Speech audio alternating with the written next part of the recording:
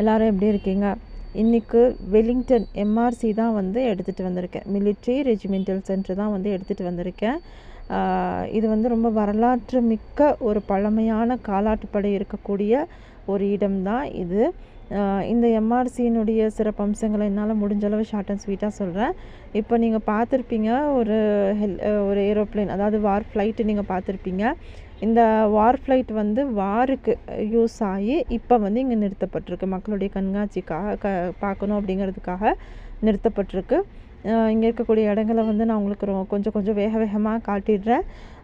இந்த வெலிங்டன் எம்ஆர்சியினுடைய சிறப்பம்சம் பார்த்துட்டோன்னு சொன்னால், இது வந்து ஒரு வரலாற்று சிறப்பு மிக்க ஒரு இடங்க. ஏன் அப்படின்னா 1947 இதை வந்து புனரமைக்கிறாங்க.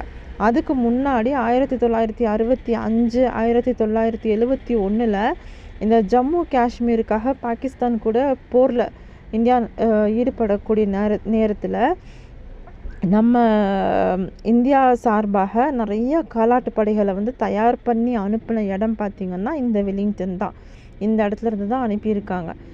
இதில் இருக்கக்கூடிய கட்டிடங்களில் வந்து நிறைய ஓவியங்கள் வந்து செதுக்கப்பட்டிருக்கு.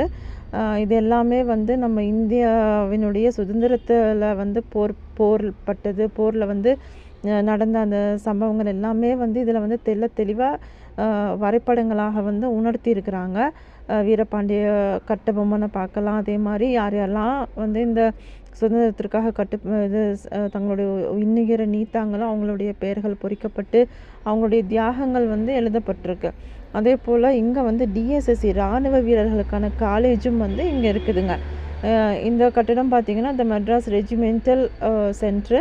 இங்கே வந்து நான் சொன்ன மாதிரி இராணுவ வீரர்களுக்கான தனிப்பட்ட ஒரு ட்ரைனிங் சென்டர் காலேஜ் வந்து இங்கே இருக்குது. இங்கே வந்து உலகத்தில் இருக்கக்கூடிய அத்தனை இராணுவ வீரர்களும் வந்து படிக்கிறாங்க.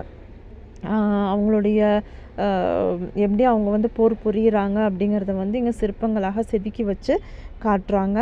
அதே போல் இந்த இடத்துல வந்து ஒரு அருங்காட்சியகம் இருக்குது. இதெல்லாம் பார்த்திங்கன்னா இதெல்லாம் வந்து ஒரு சிற்பமாக வந்து செதுக்கி வச்சுருக்காங்க. யானை, அதே போல் அந்த முன்ன காலத்தில் வந்து எப்படி குண்டுகள் வீசப்பட்டுச்சு அப்படிங்கிறதையும் வந்து இங்கே வச்சுருக்காங்க. இது எல்லாமே பார்த்திங்கன்னா ஒரு நம்மளுக்கு வந்து அது தெரியணும் அப்படிங்கிறதுக்காக இருக்குது. கண்டிப்பாக நீங்கள் ஊட்டிக்கு வந்தீங்கன்னா இந்த இடத்த வந்து ஒரு டைம் விசிட் பண்ணுங்கள். இங்கே இருக்கக்கூடிய அருங்காட்சியகம் பார்த்திங்கன்னா வரலாற்று சிறப்புமிக்க ஒரு அருங்காட்சியகங்க. இதில் வந்து நம்மளுடைய பாரம்பரியத்தை கூட எடுத்து காட்டுதுங்க. இது பார்த்திங்கன்னா வீரபாண்டிய கட்டபொம்மனுடைய ஒரு இது நினைவு சின்னமும் இங்கே இருக்குதுங்க. இது வந்து மிலிட்ரி ஹாஸ்பிட்டலும் இங்கே இருக்குது. தேங்க்யூ. சப்ஸ்கிரைப் பண்ணுங்கள்.